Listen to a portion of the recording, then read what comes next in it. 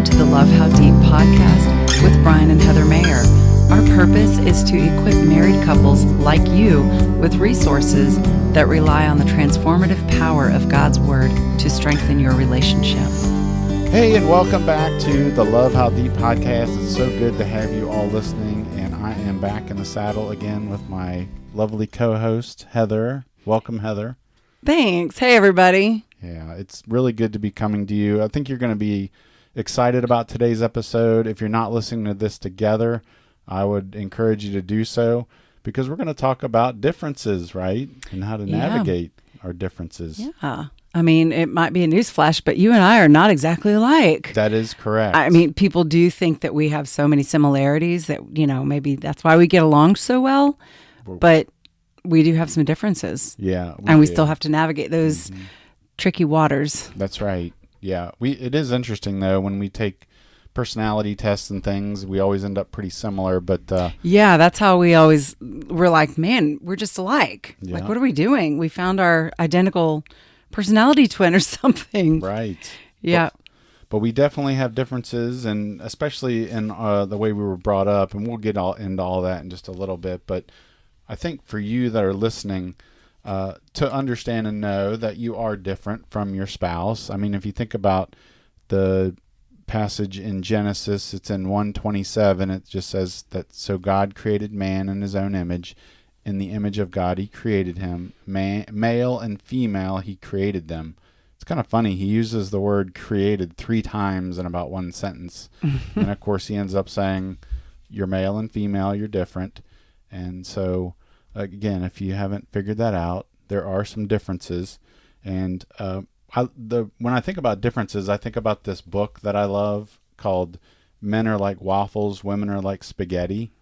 Yeah, that's a good one. Yeah, and if you haven't read the book, I would encourage you to do so. And even just the title, I mean, kind of makes, sense when you think about it. And I don't know if you wanted to kind of explain what that title really means. Right, that men being waffles can compartmentalize everything in their lives, that nothing is integrated with anything else. He's got there's the work waffle box, and there's the home life waffle box, and then there's the children, there's the spouse, there's the friends, there's the sports. Everything is in its own special little waffle box or waffle hole or whatever, and they're not really mixing, and the men are more able to kind of separate those things out accordingly, where we women excuse me, everything is blended and mixed like a plate of spaghetti. You cannot just get out one noodle. Like, everything is just mixed up and knotted together. So if I'm having a bad day at work and I come home and tell you about it, I'm going to start off by talking about work, but then I'm going to go into my friend at work. Something happened with her that reminded me of this other incident. And then what about our kids? And, oh, there's dinner tonight. And everything is integrated and jumps from one, concept or topic to another, to another, to another. And I can't separate it all out. Mm-hmm. We women, we struggle more to do that. Everything affects something else, whether it's negatively or positively, it's affected. So, I mean, that's a big difference in how God made us, for sure. That's right. And when I know we've talked to a lot of couples in mentoring, and even I've talked to couples in my practice where I'll notice that there's a lot of stress going on for both people when it comes to intimacy and sex and physical contact. Females have a harder time when there's a lot of stress going on during the day. They have a harder time kind of putting it away, tucking it away, concentrating on their partner, whereas men are generally the opposite. They can have a lot of craziness going on, and they can still want to be intimate, still want to have sex, and they can kind of put it aside. So it's exactly what you talk about with the men are like waffles, women are like spaghetti. Mm-hmm. It's a really a huge difference. And there's and these are all general. I mean, there may be situations that you may find that these are not true, but typically these are true for most couples. They can maybe be different for you, but I know, for example, when it comes to a road trip, typically men are like concentrating on the destination. Like, I want to get there. And women, a lot of times, are more about the journey. We enjoy the journey along the way. Yeah. And maybe we see a flower blooming on the side of the road that is just kind of a random thing there, or a beautiful old barn that's, been painted red and it's weathered and beaten, or, all kinds of things. We can more enjoy the journey, or even the music that we're listening to along the way, or the conversation that we're having, all of those types of things. Yeah, as a man, and I'm listening to you say this sounds actually pretty nice. Like, it sounds peaceful and calming to actually think about the journey instead of always constantly thinking about what's ahead. Just have to get there. Just have to get there. We're getting there, yeah. Another difference between men and women, again, typically, men are usually logical. Women are more emotional. And when I say the word emotional, I don't mean women are basket cases and they're flying off the handle. What I mean by that is that we have two parts of our brain. Men typically seem to access the logical side a little bit more, and women the emotional side, right? Mm-hmm. Yeah, for sure. Yeah. So, in conversations and disagreements, men probably want to problem solve a little bit more. Yes. Women probably want to understand, well, how do you feel? How is this making you feel, right? That's very true. Yeah. And then that can often cause a clash, because then we feel like we're speaking kind of Greek to each other. Right. Or one speaking Greek, one speaking French, and we're not understanding each other.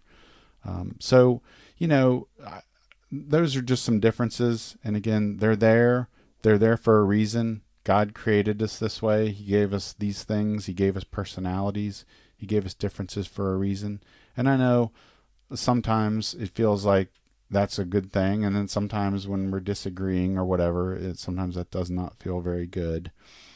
And I know, you and I talked a lot about in the beginning of the episode about how we're alike in our personalities, but when we were growing up, we definitely had some differences. I think do you want to take a little bit of a quiz just to see? Maybe we weren't as different as I think. I don't know. Yeah, let's just do this quiz for our listeners, just for fun. So I grew up in the South. Oh, how about you? I did not. I grew up in the North. I'm a Northern boy. I'm a Yankee boy. You're a Yankee. I guess. I'm a rebel. Okay, right. In fact, that was my high school mascot, Southwest Rebels. All right. Yeah. I'm a Midwestern boy from Ohio. What about when I was growing up? I lived within a 7-mile radius my entire life. Was that you? No, I cannot fathom that. We lived in 2 countries. 3 states, numerous cities, 27 houses. Wow. At last count. Yeah. Did I count? Yeah.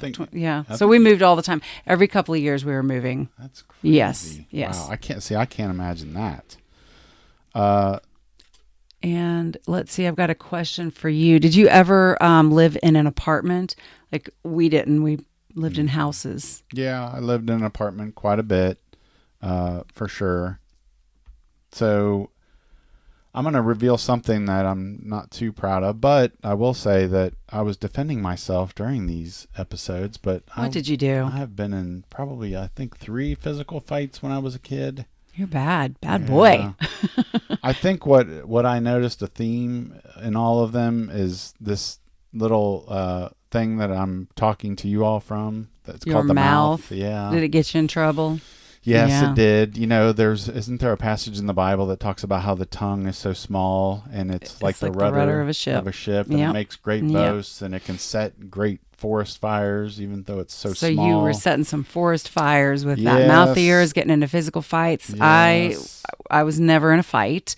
Okay. I was too good for that. I was the good girl, I guess. So when I want something as a treat, I usually go for the sugary sweet stuff, like some good caramel. What about you? Salty or sweet? No, I got to have something salty typically. So we got to fight over our treats that we want. I will say I do like trail mix, which tends to have a little bit of sweet in there. So, I like that. I'll say I like that. So when I was growing up, I did not even know that I don't ever remember my parents ever being married. I want to say they divorced around the time I was 2 years old, so I never knew parents being married. What about you? Yep, my parents are still married today. Wow, okay, that's a big difference there. And one thing I was going to say regarding how we lived growing up and the rules and things like that. Mm-hmm. Well, let me just ask you the next question. What about you? Were the rules strict or lax growing up? So I was also a military brat, and so we did have rules and high expectations. There was what's the word I'm looking for? Oh my gosh, my mind just went blank. Responsibilities? Yeah. Responsibilities and things like that as a child. Yes. Yeah. Okay. And how about you? No, not really at all for me. My parents being divorced, I think they just had enough on their plate of trying to kind of deal with themselves and what was going on for them. So really, to be honest, I don't really remember ever having a ton of rules. I was just sort of, hey, Brian, you got to just try to kind of figure this thing out. And just stay out of trouble and don't fight. That's right. I know. Exactly. Yeah. So we ate dinner as a family every night in the dining room. How about you? That was a little bit of a mixed bag. With divorced parents, with my mother, no, typically we did not. She would generally make my sister and I some dinner, and we'd sit down at the table, she and I, and then Mom would typically not. So it's kind of an interesting situation. Yeah. But with my dad and my stepmom, yes, we would typically sit at the table. So mixed bag there again. Yep. Since my dad was in the ministry, I grew up in a Christian home. How about you? Yeah, I did not. I mean, I was sent to church as a child by my dad and stepmother, and it wasn't until they were older that I think they accepted Christ. But really, growing up, I don't necessarily think you could say, yes, indeed, I was in a Christian home.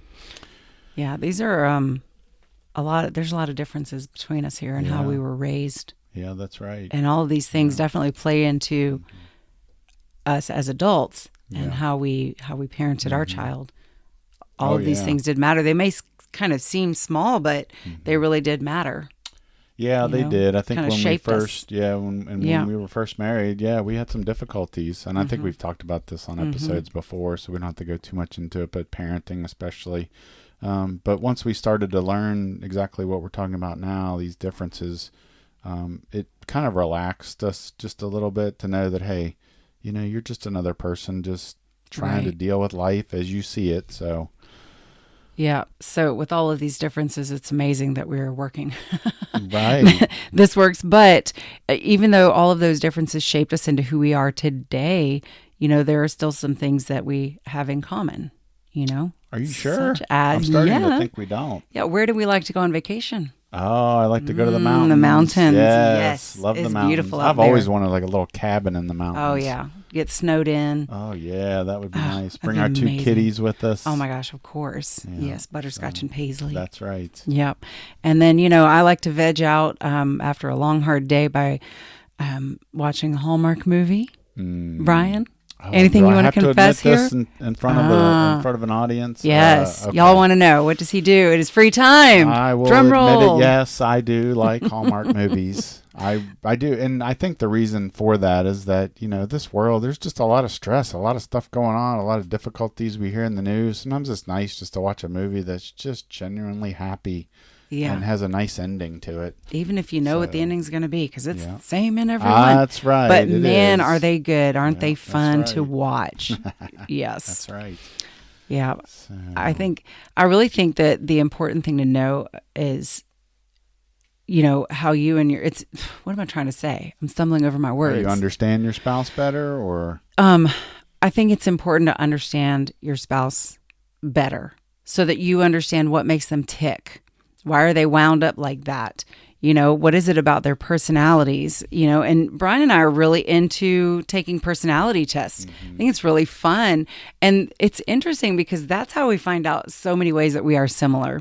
Regardless of how we were raised, we still have so many similarities. And it's really fun to explore those things together, such as the Myers-Briggs, 5 love languages, is really fun as well. The Enneagram. Yeah. That's really good too. Right. Do you have any, can you think of any others off the top of your head? Those are the ones off the top of my head. And I just think it's kind of neat because on the Myers-Briggs, you and I are both ISFJs. Yes. Yeah. I mean, there's a spectrum for each of those letters, and I think maybe just a tiny bit of a difference maybe, but again, overall, pretty close in that regard.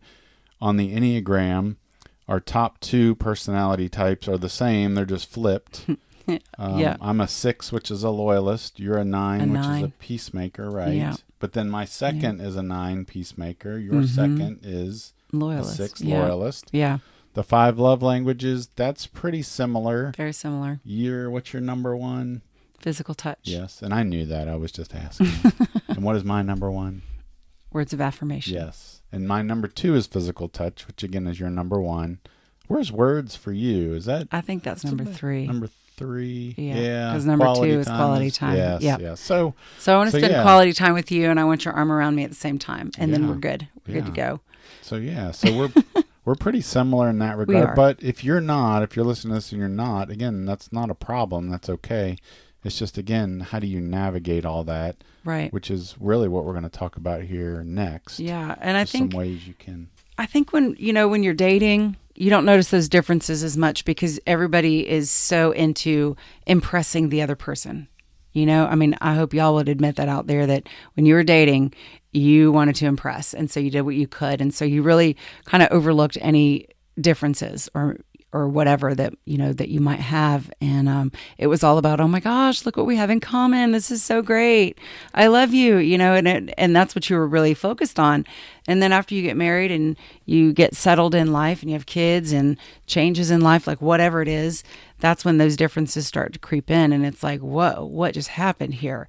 And so it is really important to understand your differences and then learn ways to support each other in the differences, because we're not exactly alike.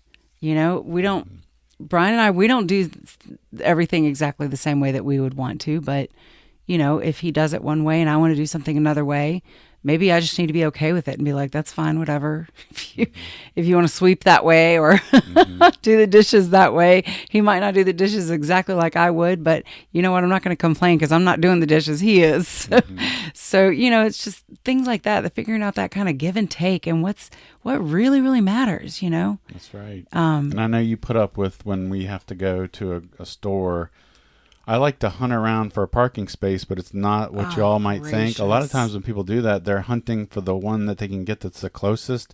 I actually hunt. That is not him. I hunt for number one that I can like pull all the way through. So he can pull straight out so for a quick getaway. Or I like to be, maybe if I can have it this way, be one space away from somebody else. So I have a lot of room to open the door.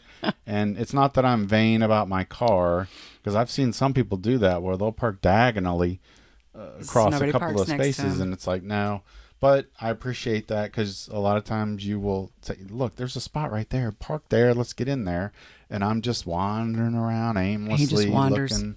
So, but I appreciate that you, you do appreciate that difference, I think. No, I just lovingly roll my eyes at you. Okay. I'm like, whatever. I'm not driving, so I don't need to say anything. Just whatever. Right. Yeah, sometimes, y'all, we just got to let these things go. Just like, let him do his thing. You do you. Well, do we have some tips for everybody on how they can navigate differences? Yeah. Is that what we're going to talk about next? Yeah. Let's do it. You got one?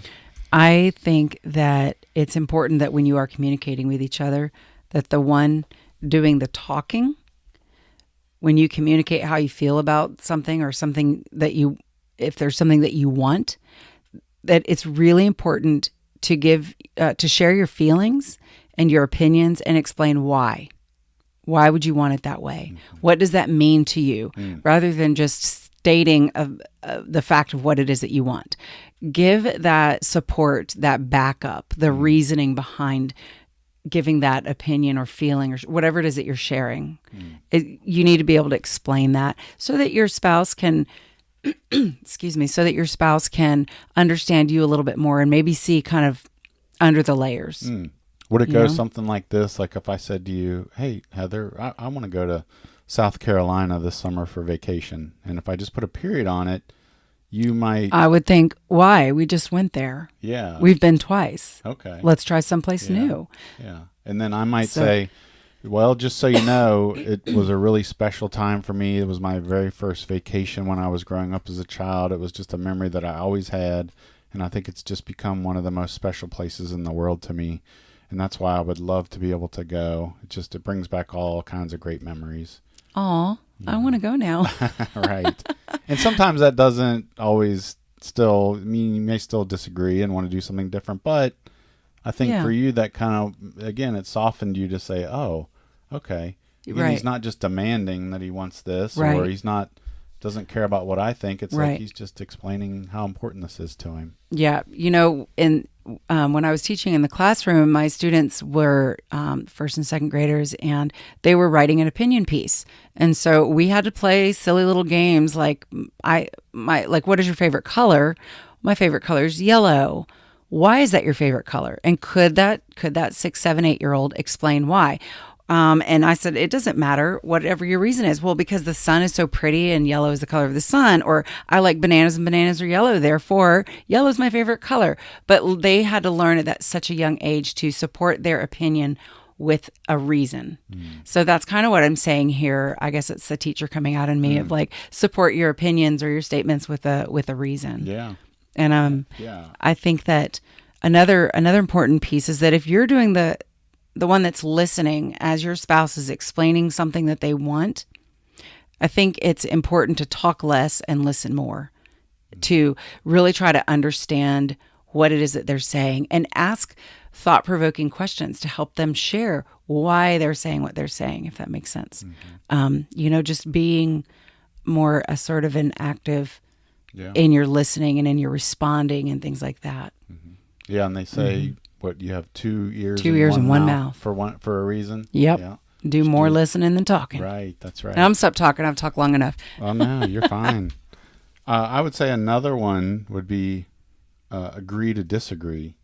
That's a big one. Now, that is a good one. It's hard, though. Yeah, I want to explain this one because this one can kind of get out of hand sometimes, because you could say something like, well, fine, we'll just do what you want to do. Well, that's actually agreeing to disagree. Well, a little bit. I guess that's more caving in. But I think what I'm trying to say here is that sometimes that can be said with resentment. Well, fine. Animosity. We'll just, well, you have your opinion and I have mine, and I guess we're not getting anywhere with this, so just forget it. Right. I think it's not that. I think that's looking at it as like there's going to be a winner and there's going to be a loser. Mm-hmm. And that's not what it is. It's agreeing that we both want different things, and yes, someone does have to give in. So technically there's a winner and a loser, but it's important to remember to support each other through that. That the one that is quote unquote the loser goes with what the winner wants and is all in. You're all in. You're not holding a grudge, and not even calling them winners or losers. I don't even like that term, but I don't even know what else to call it. But when you agree to disagree or go with what the other person wants to do, it's so important to support in that. Say, all right, let's do this. And you're all in. Yeah. And I say this a lot, that everything that you do with your spouse, you're deciding on the issue, the thing that you want to do, but you're also talking about the relationship that you have and that you're doing this with the person that you love. And so, you can not want to do this thing. It's like, oh, that's not my cup of tea. Like if you wanted to, I don't know, when you want to go to Ulta and look for makeup, I mean, that's not my cup of tea, but I do it because you're my wife and I enjoy your company. And you'll just wander around a store with me. Yeah. I might be maybe straying a little bit with the agree to disagree, but a little bit. Just make sure that you're doing it in love. And when the emotions are high, sometimes it's easy to kind of spout off and say something you don't mean, but work on keeping the emotions down and just recognizing that, hey, you have this perspective, I have this perspective, and it's different, and it's okay, and we can just agree to disagree and still love each other, I think is the point with that one. I think so. I think it's been quite comical at times when we leave church and we like to go out to lunch and we can't decide where we want to eat. And it's not like one is demanding something and the other doesn't want to do it. We literally can't decide what we want to do. So we'll name 2 places and then we'll ask Sarah to flip a coin. And so she flips the coin and it's like, oh, let's do the best 2 out of 3. So we ask Siri to flip that coin 3 times so that we can fully decide where we're going to eat. And that's kind of a silly one, but you know what? Maybe you incorporate that when trying to make a decision as simple as where are we going to eat tonight. What else? Do you have anything else, Brian? Yeah, we can celebrate our differences, I think, for one, because oftentimes we just think we're just going to try to muddle through and deal with the differences, but I think we can really celebrate them and live out those roles. And when we think about differences, maybe we don't think about them as differences, maybe we think about them as strengths. You have a certain amount of strengths, I have a certain amount of strengths. I have a superpower when it comes to spreadsheets, right? Oh, my word, yeah. Well, So didn't we see a T-shirt that said, "I have a spreadsheet for that" or yeah, something? it said something like that. I said I wanted Yeah, that. I want that for Christmas or my birthday or something. Like, yeah, yeah, there's a spreadsheet I've got for that. yeah. That's you. Basically, is what it Oh, is. here's a little fact about Brian. The way that I got him involved in our wedding planning, he created the spreadsheet for all of our expenses. Oh, it That was is right. I awesome. did get excited when I knew I could do something like that. So, but I guess the point here is that uh, for this, that is my strength. So maybe Yes, finances, and finances is mostly what I handle. I mean, of course, there it's an open book, and we both talk about it, and we both have access. But I'm typically the one that works the numbers and things correct. because I just enjoy it.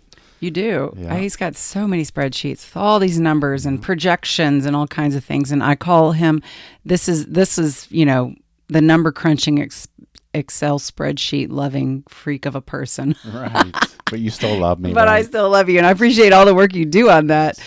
Yeah, and another example is if one of you has a strength of organization, then go for it. Organize that house, organize the trips that you're going to take, organize that grocery shopping list, You're whatever. good at that. Yeah, Yeah. I got to keep it all. My mama Right. taught me how to do that. Yeah. You have like She taught me how to meats make, in a yes, section and produce produce, and dairy, dairy. Yeah. um, You do a good job with yeah, that. all those Yeah. kinds of good things. And I'm just like, slap it on the page and let's go. And it's a mess, and so we're wandering all over the place. But me, I'm like up and down those aisles. I know exactly what I'm going Yeah. for. But my point is that if you have that as a strength, then do it. If that's yeah, I think that you can play into those strengths and incorporate those as into the roles of your marriage. hmm Am I making sense? Yeah, I don't I know. think so. Yeah. Yeah. So just remember that. Again, each of you have strengths, you have superpowers, and you should rely on those things. And so sometimes when it starts to feel like you're getting frustrated or irritated with a difference or a personality trait in your partner, again, just remember that this is probably a strength that could be utilized in a certain way. And you can sometimes reframe just how you're thinking about it and just think about things in a more positive light, because this is how God created my partner. And this is the partner that God made for me. And this is a gift. So, right? I mean, Yeah. I don't know. Is there anything else we can say, or is that pretty much sum it all up for this episode? Well, I was just going to add one more thing, that it's really important to remember that if you're quote unquote in charge of whatever that thing is, whether it's the finances or the organization or whatever it is, that you use good communication skills to kind of get your spouse to help you. I don't even know. Does that make sense? I'm stumbling Yeah. over my I mean, words. It's too late at communication is night right always now. big. Yeah, so you need to be a good communicator and not, you don't want to bark orders or just not communicate about finances with your spouse. You want them involved, but if you're asking for them to help you with something, give grace and love, practice humility, be grateful for the help that the other person is giving you. Listen to them if they have questions about something, if it's about finances or whatever. Like if one of you is planning a trip, get the other person's opinion. And maybe, like, for example, when Brian and I want to go on a trip, I'm usually the one that gets online and starts looking for a B&B or a hotel. I start looking for all of the different things that we can do, and I'm literally going to plan out this entire vacation. And Brian is just like, "Ooh, I'm overwhelmed. I can't talk about it anymore." He's kind of done, probably because it wasn't in a spreadsheet. That's right. Yeah. See, you know me But well. I do. But he lets me kind of go nuts. And then I bring all of that to him and I say, "Hey, so this is what I found. We don't have to do all of this. We can certainly put the list away and go wander around that quaint little town or whatever, spend all day in a museum, whatever. We can certainly do that. We're not tied to doing every single thing on the list. But, if my strength is Googling and finding all the fun things to do, he's gonna look at the budget for that." And then I'm gonna go to him and say, "Hey, what do you think? Would you be interested?" And I'm gonna get his opinion. So it's not like it's my way or the highway. We're still working at this thing called marriage as a team. It's just that our strengths are playing an important role here to help us. Yep. Amen Yeah. to that. Yeah. One thing I wanted to suggest to you listening is we have a free resource. It's a core values exercise for married couples, and I think this plays right into what we're talking about today, because if you can discover your core values, each of you, you can better understand yourself, you can make better decisions in life, and then again, you can understand your partner a little bit better. And it's a great exercise to do. It's a great conversation starter to learn more about each other. So I think I would encourage you, go out and get it. There'll be a link to that in the show notes. And then all you need to do is put your name and your email address in there, and we will email that to your inbox. So I think that might be a good way to wrap this episode up, huh? I think so. All right. Well, thank you, everyone, for listening.